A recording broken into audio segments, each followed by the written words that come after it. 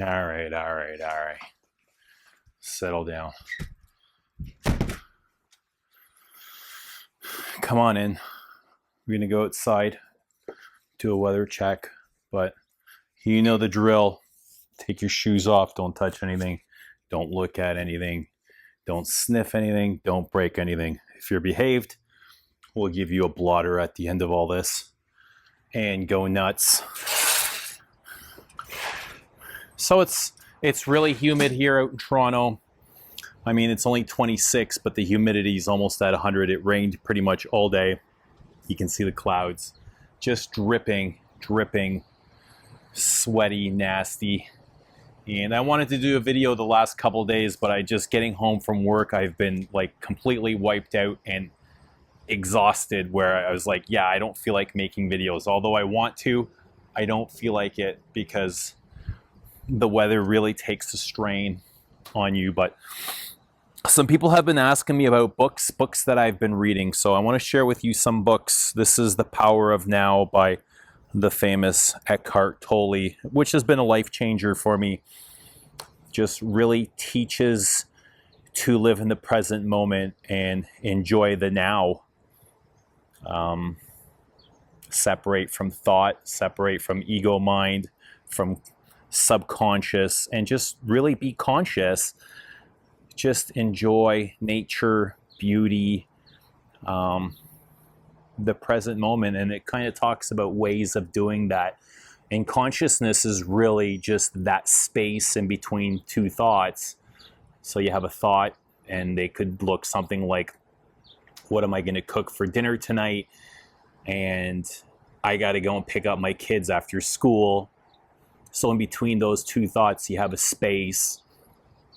And that's the space you have to prolong to be in consciousness. And with practice, you can get there with meditation, with sitting in your truth, in silence, in nature, and that sort of thing. You can get there. And it sounds a little bit complicated, and it is, but with a little bit of practice, it gets better. I had another book. It was called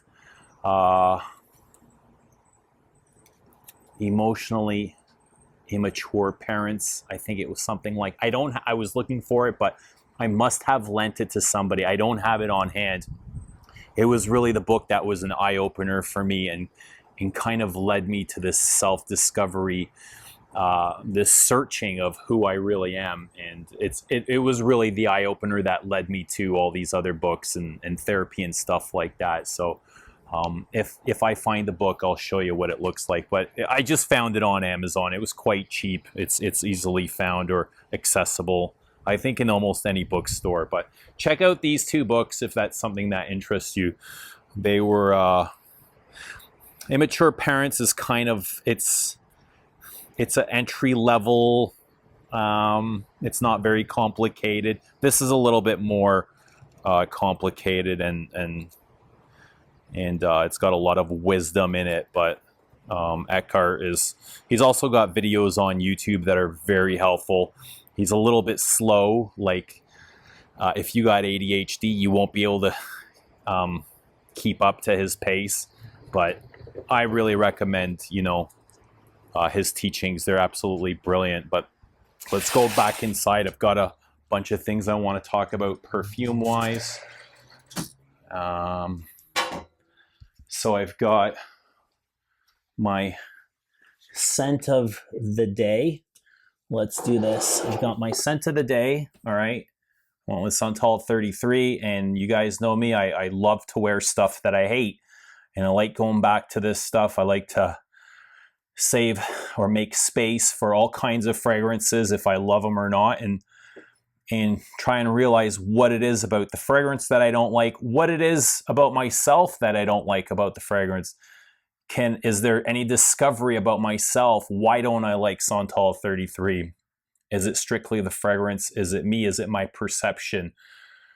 So we're going to get into Santal. We're going to talk about Santal 33. I know I reviewed it a couple of years back unfavorably.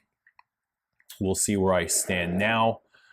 I've got some future video ideas, bubblegum scents, very popular bubblegum scent here, very mainstream.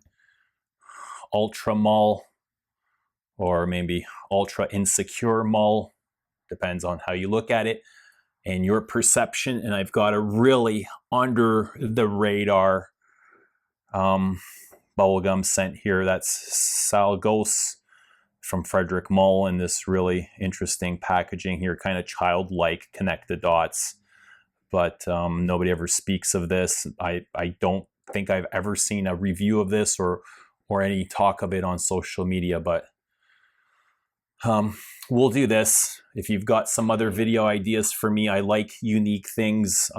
Hit me up. Let me know what you want to see, but I'm always trying to come up with some more unique things for you. But let me get this camera turned around and we will discuss Santal 33. Got this today. Gucci.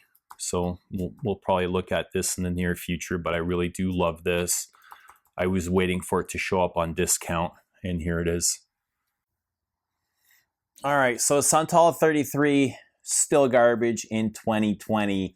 I know I trashed this in my original review, and I always like to come back to perfumes, especially divisive ones such as this. And I see this theme come up very often, is such and such still relevant in 2020 or whatever. So I thought I'd do this with Santal 33. I was never a fan of Santal 33. Could never get on with LABO. Really struggled with their aesthetics. Very choppy and unfinished. But I feel like a lot of the hype for Santal 33 has died down in recent years. Hipsters once claimed it as their own, trying to separate themselves from the common smell, the mall smell, which had them in turn smelling all alike to each other, which is very counterintuitive if you consider yourself being a hipster and attached to the ideas of being unique, which all kind of make you ununique, you know. But B-listers, celebrities, all the cool kids were clutching on to Santal 33. It was in the supermarket magazines, wherever you turned, you saw Santal 33 being endorsed, or I don't know if it was sponsored, but people were talking about it, which had me thinking, is Santal 33 a trendy fragrance? And to answer my own question, I don't think it's as trendy as, the stereotype of the people that made it a success were the hipsters and the cool kids always looking for the newest thing, the newest cool thing, made this as big as it is. I don't see this being done by other brands, this genre, which is a woody. It may have been done by clone brands here and there, which I have no interest in, or time, or money, or they're not relevant to me. It seems like every brand right now has its one or two hit wonders, such as Aventus by Creed, MFK's 540, Frederick Mull's Portrait of a Lady and Musk Ravageur, which has all been copied or inspired by other brands to do the same thing. And I just don't see that, I don't see that catching on with Santal 33.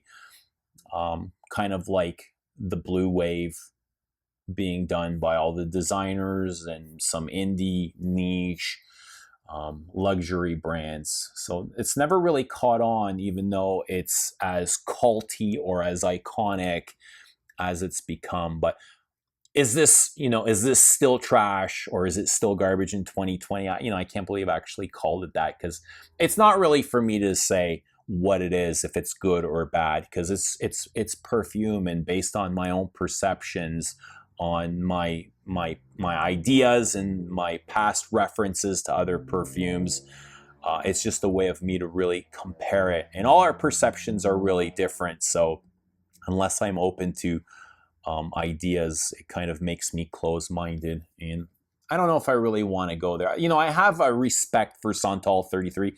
I know what it's trying to do, and I like the concept. I like the architecture. I like, the base of this, the kind of the support, the scaffolding.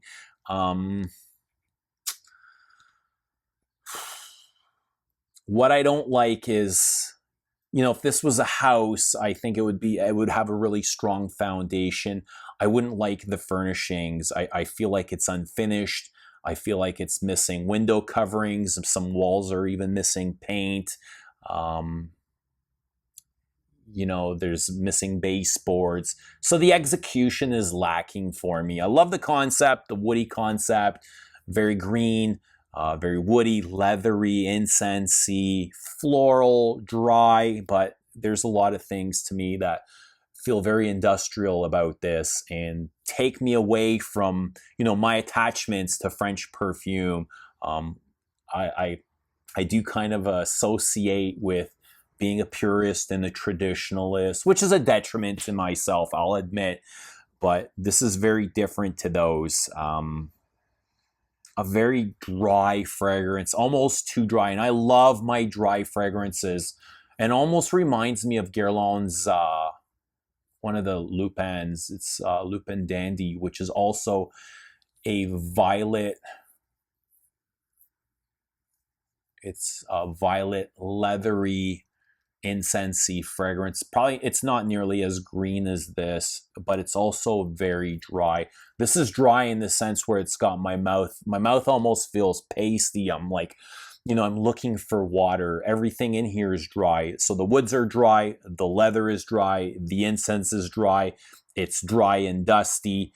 I get dry fig, almost like a dry fig tree, a salty dry fig tree. Maybe that's where my lust for water is coming from. I still get that dillweed. I get, fresh cucumber. I get a very raspy leather, like an old leather jacket, almost like a cheap synthetic Chinese faux leather, which is kind of cool. I mean, it's a very, I don't know, it's raspy. It's almost like that leather's mixed with patchouli. I get incense, almost like a churchy vibe, that dry, dusty church pew books incense. I get a very foresty effect, very green cedar, almost like I also get like aspects of a woodworking shop. So, but I still don't get any sandalwood from this, and I never have for a moment. I've never really got that classical creamy sandalwood. And when I watch reviews of this, when I read reviews and I hear people mention sandalwood, I oftentimes wonder, like, are these people really familiar with traditional sandalwood, or do they just smell a type of wood and refer to that as sandalwood? I don't get that really smooth, creamy, fruity, velvety sandalwood. There's definitely lots of woods in here, but it's dry and more cedary than it is creamy. So that's, I still struggle with that. And although I do respect Santal 33, I don't love it. It's far from a love, and I'll still take it out from time to time and give it a test drive, and maybe my mind will change one day. But at this point, it's far from us having any kind of relationship. So part of it is its obnoxious loudness, very bold and assertive, aggressive. As far as it being claimed by hipsters and B-listers, has really no effect on me of my feelings for this fragrance. I do love the pop culture of it, how divisive it is. I love reading about that sort of thing and catching up. I think it's great that it's a love or hate fragrance. Lots of fragrances are love or hate. And although I don't love this one, I do love, Baccarat Rouge 540, which is just as iconic as this. So that really has no bearing on, how I feel on it. But it's still not a love. It's far from a love. But very unique fragrance, I find it, Santal 33. And if you love it, that's great. I love that you're comfortable in it. I'm just not. So there's Santal 33. I'd love to hear You know, obviously it's a very, very, very well recognized fragrance. So a lot of people will have opinions, and I'd love to hear yours. If you want to drop your comment down below, love reading your comments. Drop a like for this video, and we will see you in the next one very soon.